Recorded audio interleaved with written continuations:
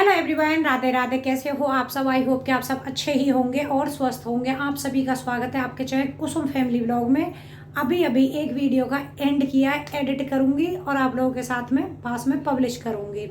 लेकिन यहीं से अपनी दूसरी वीडियो शुरू कर रही हूँ और आज है होली अष्टमी। तो आप सभी को होली अष्टमी की ढेर सारी शुभकामनाएं मेरी तरफ से और मेरे परिवार की तरफ से। होली अष्टमी बहुत जगह मनाई जाती है और बहुत जगह नहीं मनाई जाती है, तो थोड़ी सी मैं इसमें बता देती हूँ कि ये बच्चों के लिए होती है।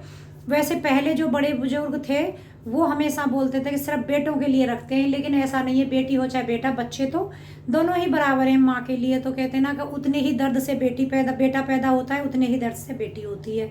तो दोनों की मतलब उसके अच्छे भविष्य के लिए और लंबी उम्र के लिए माँ ये व्रत रखती हैं आज के दिन।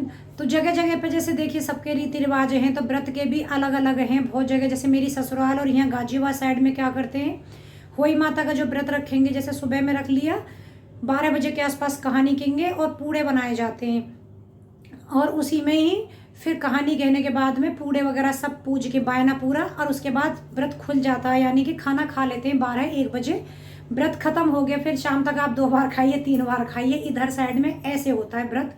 मेरी ससुराल और गाजियाबाद इस साइड में मतलब इधर के ऐसे वो हैं। मेरी जो मायके में होता है पूरे नहीं बनते मेरी मायके में। वहाँ पे क्या है, 3-4 बजे से करवा चौथ की तरह पूरे दिन व्रत रखेंगे। 3 या 4 बजे कहानी और तारे जो निकलती है उनको देख के जल देंगे। और खाने में सूजी का हलवा, सब्जी, पूड़ी, ये चीज़ें बनती हैं। आज के दिन बेटे के व्रत वाले दिन मतलब लौकी की, पेठे की सब्जी, दूध का कोई भी प्रोडक्ट नहीं खाया जाएगा और दूध की कोई भी मतलब दूध वगैरह नहीं लिया जाएगा, क्योंकि हमारे यहाँ दूध और पूत मतलब एक समान मानते हैं। तो इस वजह से लौकी और पेठे की सब्जी को भी मतलब बेटे के उसमें ही मानते हैं। तो ऐसी कोई सब्जी वगैरह नहीं बनेगी आज के दिन। तो इसीलिए खीर नहीं बनेगी, तो मीठे में सूजी का हलवा बनेगा। हलवा पूड़ी मतलब ये सब पूजेंगे। तो बहुत जगह सास को देते हैं पूज करके, और मेरे घर में मुझे मिलता है क्योंकि ननद को देते हैं। मेरी बड़ी भाभी भी और गीता दोनों मुझे मेरे लिए ही पूजती है। तो देखते हैं गीता की जो भी पूजेगी मैं आप लोगों के साथ में शेयर करूँगी। कपड़े वगैरह क्या क्या मुझे मिलने वाले हैं। बड़ी वाली भाभी ने भी पूजी है। उनका जो कपड़े रहेंगे तो मैं आपको जब गांव जाऊंगी लेके आऊँगी, फिर आप लोगों को दिखा के शेयर करूँगी, ठीक है। तो चलिए, और मैंने हाँ व्रत रखा है या नहीं तो मैं अपनी भी स्टोरी बता देती हूँ। मैंने व्रत रखा था होली का, मैं आपको बताऊँ। मेरी सासू माँ ने जब मतलब मेरे इशू भी नहीं हुई थी, मैं मतलब उस टाइम पे प्रेग्नेंट थी, तभी उन्होंने ये व्रत मेरा शुरू करवा दिया था। करवा चौथ जैसे पहली थी, उसके बाद ही होली आई थी। तो पहली जो होली पड़ी थी तो उस टाइम पे मैं 7 या 6 मंथ के आसपास प्रेग्नेंट थी। तो मेरी सासू माँ ने तभी के व्रत रख लेते हैं। तो उन्होंने जैसे जैसे मेरे पर रखवाया था, पूजा वगैरह कराई थी, फिर मैं कंटिन्यू वही करती रही। मेरे हस्बैंड ख़त्म हो गए उसके टाइम, उस टाइम पर ही मतलब इतना हुआ मुझे कि मेरा तो कहते ना कि पूजा, आपको मैं यकीन मानिए 2 साल मैंने घर में दीपक जलाना, 1.5-2 साल मैंने पूजा वगैरह कुछ भी नहीं किया था। मेरे मंदिर में भगवान जी भी ऐसे धूल मिट्टी चढ़े हुए, मैं ना कोई साफ़ करती थी ना मंदिर खोलती थी, क्योंकि अंदर से मन ऐसा हो गया। मैं पूजा पाठ इतना करती हूँ, पूजा व्रत वगैरह रहना बहुत ज़्यादा, लेकिन तब मेरा मन नहीं हुआ। इन्हीं के बाद भी मैंने 1 साल रखा था, फिर उसके बाद में मेरा मन बिल्कुल ही हट गया। क्यों कि जब करवा चौथ का व्रत भी मैं निर्जला रखती थी, उस व्रत को रखने के बाद भी ये मेरे साथ नहीं रह पाए। तो हर चीज़ का कोई मतलब नहीं बनता है मेरे लिए। मैंने सब व्रत वगैरह उस टाइम पे छोड़ दिए, तो मेरा होली का भी छूट गया। लेकिन हाँ, कभी कभी अभी सोचती हूँ कि नहीं छोड़ना था, लेकिन एक बार छोड़ देते हैं तो दोबारा शुरू शायद नहीं करते हैं। इसलिए फिर मेरा मन तो है कि दोबारा शुरू कर लूँ, लेकिन पता नहीं करते या नहीं करते। लेकिन मैंने उस टाइम पे व्रत छोड़ दिया था, ये इस वजह से मेरा व्रत आज नहीं है। आप मुझे सजेशन करना कि रखना चाहिए या दोबारा नहीं है, जैसे भी कमेंट करके ज़रूर बताइएगा। चलिए मिलती हूँ बाद में।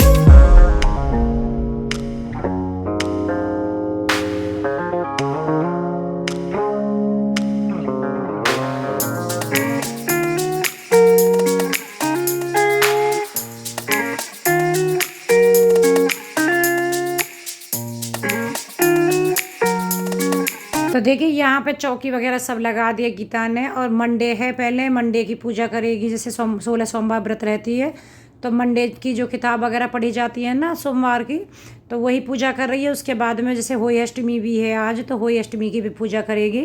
लेकिन फ़िलहाल चौकी मतलब मंडे के हिसाब से ही लगाई है।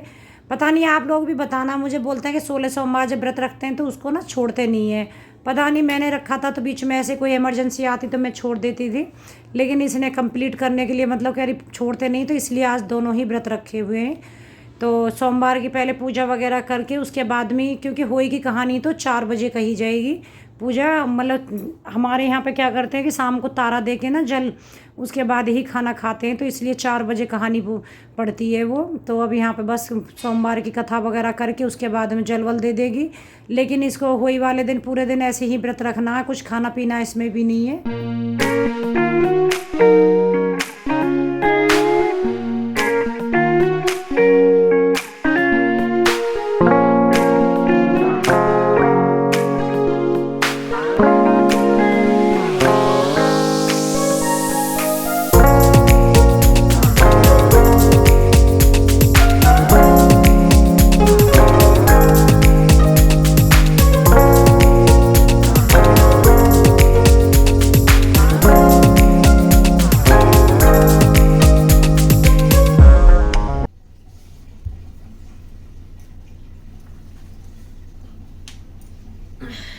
कौन गया?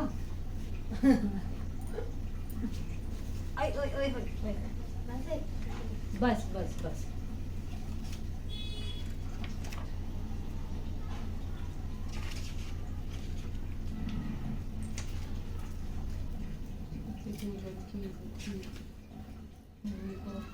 मम्मी माता की कहानी बोलो।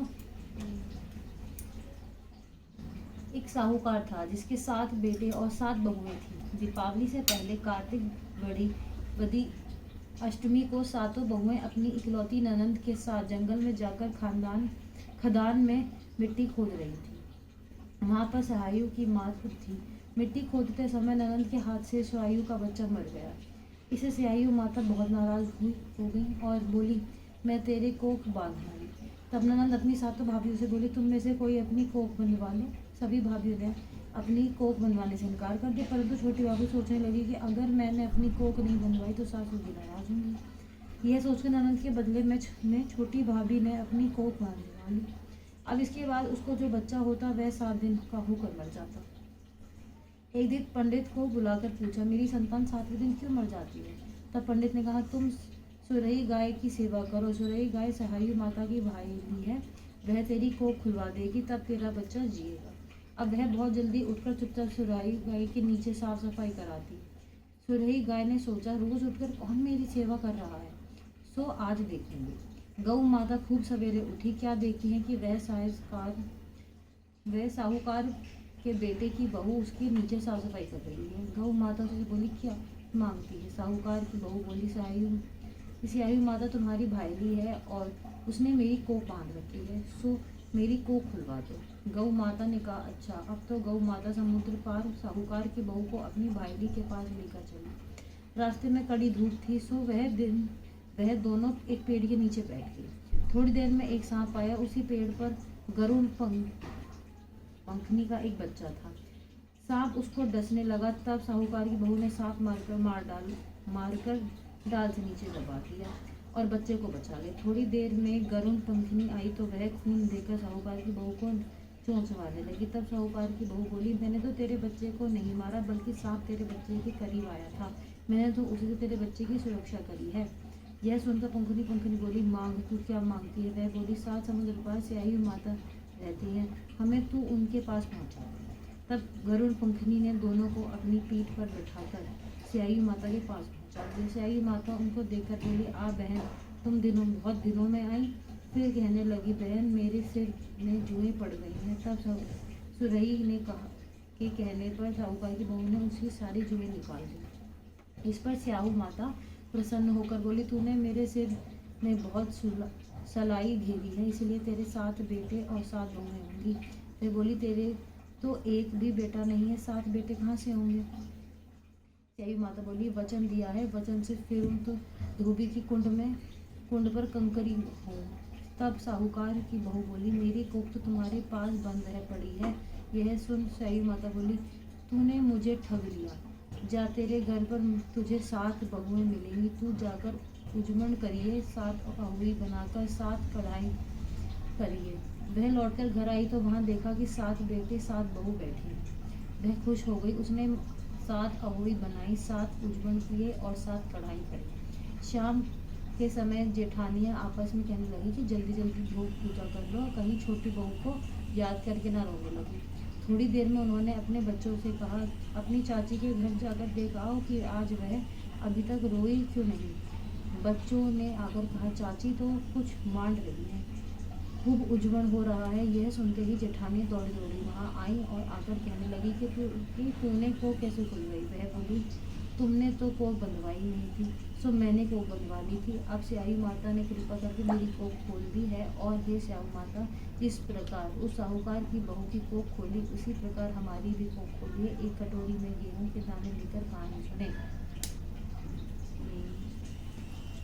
यहाँ पर तीनों भाई बहन ने कहानी वगैरह पढ़ दी है। गीता ईशु ही पढ़ती है, मतलब हमेशा कहानी, जैसे करवा चौथ की हो गई या फिर होली अष्टमी की, तो बस कहानी वगैरह हो गई है यहाँ पर। उसके बाद में फिर शाम के टाइम में जैसे खाना बनता है ना, तो पहले खाना ही पूजा जाएगा। तो यहाँ पे पहले गीता ठावरी निकाल रही है। ठावरी पूछती है, हमारे यहाँ पे पूड़े नहीं बनते हैं, जैसे सब्जी में आपकी पसंद है कुछ भी बना लीजिए। तो आलू गोभी की सब्जी बनाई है, पूड़ी है और सूजी का हलवा बनेगा, क्योंकि होई माता के जो व्रत रहता है ना, उस दिन जैसे लौकी की सब्जी, पेठा जो कद्दू होता है उसकी सब्जी, या फिर दूध का कोई भी खीर वगैरह ऐसा कोई भी प्रोडक्ट ना नहीं बनता, ना खाते हैं।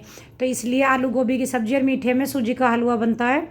और मेरी ससुराल में तो पूड़े से पूछती है, लेकिन मेरे मायके में ऐसी ही सब्जी पूड़ी से पूछती है। तो बस यहाँ पर अठावरी वगैरह उतार करके उसके बाद में गीता बायना पूछ देगी, खाना पीना। और मेरा सूट भी रखा हुआ है, मैं आपको अगली वीडियो में दिखाऊंगी कैसा है, जो मेरे लिए पूजा है गीता ने। उसके बाद में खाना वगैरह पूजने के बाद ना, फिर इसमें से गाय का निकाल देगी और उसके बाद ही मुझे दे देगी खाने के लिए, क्योंकि जो भी बायना पूजा जाता है, तो जैसे अभी मैं मौजूद हूँ साथ में, तो मुझे अगर नहीं होते हैं तो फिर या अपने किसी बड़े को या फिर गाय को दे देते हैं। वीडियो पसंद आए तो लाइक शेयर या सब्सक्राइब कर देना।